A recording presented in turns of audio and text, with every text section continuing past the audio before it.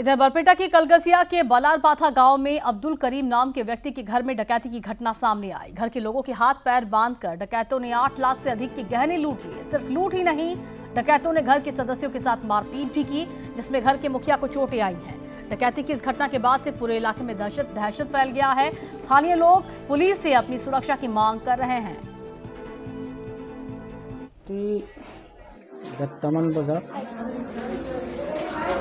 সন্মুখৰ ফালৰ গ্ৰিল ভাঙি ঘৰত সোমাইছে।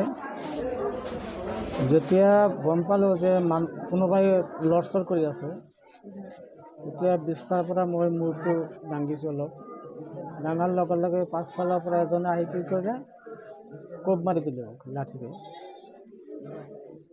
তাৰপৰা মই লাখৰিডাল এনেকৈ খামুচি ধৰিলোঁ, এৰাব পৰা নাই।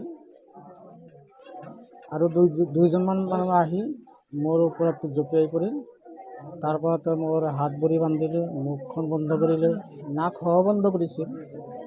তেতিয়া মই কৈছোঁ, নাকটো এৰি দিয়া, মই হাৰ্ট অপাৰেশ্যন কৰা মানুহ। মোৰ ৱাইফকো বান্ধি পেলাই ঘৰত যিখিনি আছিল ভাঙচুৰ কৰি 8 লাখমান টকা আছিল, ল'ৰাটোৱে পঠিয়াইছিল। আৰু পইচাখিনি বেংকত দিয়াৰ সময় নাপালোঁ, এই ৰাস্তাখন বয়া। 8 লাখমান নগদ কেছ আছিল।